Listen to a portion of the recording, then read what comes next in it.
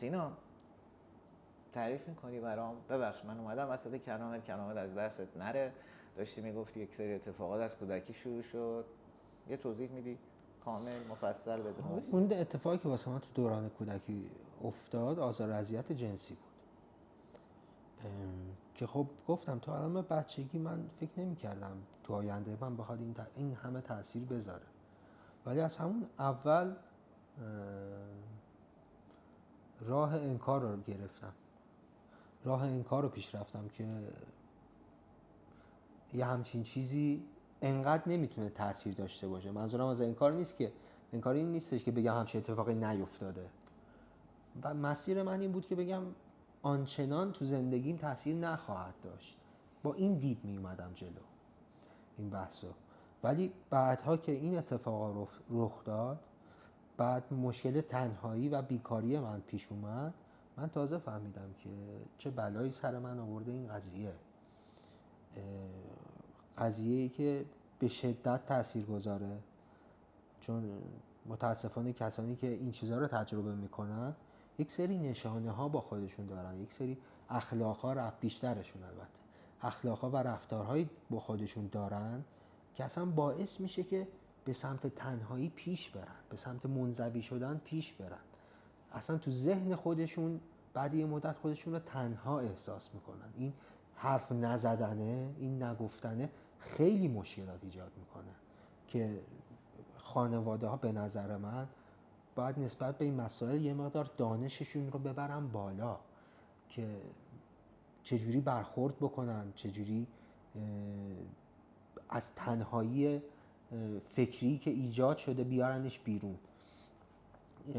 میگم یکی از مشکلات بزرگی که واسه من این قضیه ایجاد کرد تنهایی منزوی شدن فکری بود، منزوی شدن احساسی بود که یعنی تو 20 یعنی نزدیک 30 سالگی تازه فهمیدی که آقا تمام این ریشه ها مال کودکیت بوده، مال همون جریان بوده. به اتفاقایی که تو کودکی برای تو پیش اومده بود، حالا تعرض جنسی، دسترسی جنسی، هر اسمی که میشه گذاشت روش. بچه‌ها ما کلا جامعه هدف این کانال آرسی همینه. ما میخوایم کسایی که این اتفاقها براشون افتاده و سخته براشون بیان گفتارش و سخته براشون با خانواده‌شون صحبت کنن، حتی با درمانگرشون صحبت کنن، با همدرد خودشون صحبت کنن، حداقل بتونن بیشتر حرف بزنن و بدونن یه گوش شنوایی دارن که اون آسیبو دیده و نگاهش نگاهیه که مثل یک درمانگر یا هر محیط دور و برشون با اغراق صحبت نمیکنه یا دنبال فقط این نیستش که تاییدیه ازتون بگیره. این کانال اصل موضوعش همینه، کسایی که تو بچگی آسیب جنسی خوردن یا آزار جنسی دیدن، هر کلامی که اسمشو میخوای بذاری، در اون پدوفیلی های خودمون کلمه علمیش، چون حالا ما دوست داریم خودمون این حرف بزنیم، زیاد از کلمات علمی دوست نداریم استفاده کنیم. این اتفاق برای تو شروع شد توی 30 و چند سالگی، یه حرکت ماورایی کردی سینا که هممون تو شوک بودیم، یعنی واقعا باورمون نمیشد. حالا من قبل اینم اینو بهتون بگم، من تو حرفام این حرف رو زدم که نسبت به این موضوع تنهایی من برای خودم یک دیوار محکم و بلندی ساخته بودم که بقیه به راحتی از این دیوار عبور میکردن ولی من نمیتونستم. خب این نتونستن از همون جا ریشه گرفته دیگه، از همون موضوع که حالا بچگی خیلی دوست دارم مفصل توی پارت آخر به این قصه مفصل میرسیم. یه کار عجیب غریب کردی سینا، یه اتفاق خیلی بد چی شد که اون اتفاق پیش اومد؟ تو درمانتو پیش میبردی، کارهای دارویی هم میکردی، به ظاهر قصه این بود که همه زندگی و وقف مراد اون سینا هست، اون سینایی که خودش برای خودش پذیرفته این تیپ زندگی 14 ساله رو، از 20 سالگی تا 34 سالگی رو داره داروشو میخوره، به کاری که مورد علاقشه میرسه. سینا بسیار خانواده خوب و مستحکمی داره، یه خواهر مهربون، یه پدر بسیار دانا، یه مادر مهربون، دوستای بسیار عزیزی داره، من چند تاشون رو دیدم، خیلی به هم نزدیکن. یهو از اون اتفاقه رسیدی به یک کاری که حداقل برای من خیلی عجیب بود، به عنوان کسی که تو رو 14 سال عمیقاً میشناسه به دید خودش. یعنی من اینجا بود فهمیدم که آقا اینجوری نیستش که مثلا من آسیب شناس بگم آقا دید من سینا رو شکافتم، من تمام جزئیات شخصیت سینا رو میدونم. سر این میگم تو رو خدا اگر راه درمانی پیش میگیرین، الان دیگه الحمدلله همه آگاهید، همه باسوادید، راهی رو برید که آسیب بهتون نزنه، راهی رو برید که عوارضش اینجوری نشه بعد از 14 سال یه وای پسایی ببینید که اصلا در شأن یک انسان نیست، یا شاید حداقل هضمش برای من سخته. ما نمیدونیم سینا چجوری زندگی کرده یا امثال سینا چی کار کردن با خودشون، چقدر فکرشون درگیر بوده که رسیدن به نقطه‌ای که اون اتفاق براشون پیش میاد. سینا چی شد؟ چه اتفاقی پیش اومد؟ ببینید تو بحث‌های روانشناسی و چیزهای دیگه یه احساسی هست که خب من بهش رسیدم، نمیدونستم چیه، ولی با تحقیق پیداش کردم که خیلیا به این احساس میگن احساس بیگانه سازی. یه شخص شروع میکنه، ذهن یک شخص خودش رو با دیگران اونقدر متفاوت میبینه، اونقدر تو تضاد میبینه با افراد عادی جامعه که احساس میکنه یک بیگانه است. بیگانه نه به معنای آدم فضایی اینا، احساس میکنه که هیچ نقطه مشترکی با دیگران نداره که به این میگن بیگانه سازی. اون شخص بیگانه سازی شده تو ذهن خودش و این باعث میشه که شما یک تنهایی عجیبی رو تجربه بکنی و بسیار احساس خطرناکیه.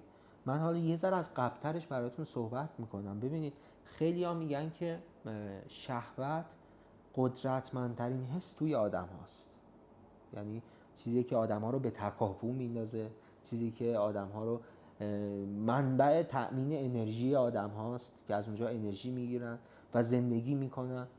من خودم تو زندگی خودم اعتقاد دارم که این حرف درست نیست.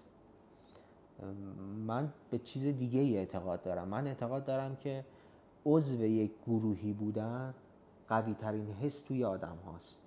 مثالش هم هست، شما اگر به راهبه و کشیش های مسیحی نگاه بندازید میبینید اونها سکوت جنسی میگیرن، ولی بعد از سکوت جنسی وارد گروهی میشن که تو اون گروه تمام اعضا به فعالیت های جنسی نمیگن. اگه قرار بود شهوت قدرتمندترین باشه، هیچ موقع همچین گروهی تشکیل نمیشد که عده‌ای بتونن به سکس، به مسائل جنسی نبگن و زندگیشون رو هم نرمال بگذرونن، روزمرگی بکنن. من اعتقادم به اینه. یکی از کارهایی که من دوست دارم با کمک کسانی که به ما ملحق میشن این کار رو انجام بدیم اینه که این یه همچین گروهی ما درست کنیم. ما بحثمونم حالا چون من مسیحا رو مثال زدم، مذهبی و اینجور چیزا نیست، ما بحث اینه که حالا خودمون خوب شه. ما یه گروهی درست کنیم که به این چون ببینید کسانی که درگیر تعرض‌های جنسی میشن و قربانی اینجور مسائلن، از مسائل جنسی ناخودآگاه فرار میکنن، از موقعیت‌های جنسی فرار میکنن. این تو وجودشون هست. اگه قرار بود از سکس خوب فرار نکنن و درگیر سکس خوب بشن تو زندگیشون که دیگه اصلا درمانی وجود نداشت، چون مشکلی نیست، طرف درمان شده، خودش رو درمان کرده. ولی خب چون اینجور آدم ها به شدت از مسائل جنسی فرارن، ما میخوایم گروهی رو درست کنیم به کمک خود شما در اول و بقیه که ما یه جا جمع بشیم، در مورد روزمرگی با هم دیگه صحبت کنیم، در مورد مشکلاتمون با هم دیگه صحبت کنیم، در مورد چیزهایی صحبت کنیم که مطمئناً تجربه ها متفاوته، این چیزها رو شیر بکنیم، تقسیم بکنیم و بتونیم یه جوری این موضوع رو یا حلش بکنیم، به سکس خوب برسیم، خب هر کسی توی اون گروه، یا اینکه نبگیم و جا رو واسه بقیه‌ای باز کنیم که به این موضوع میخوان نبگن.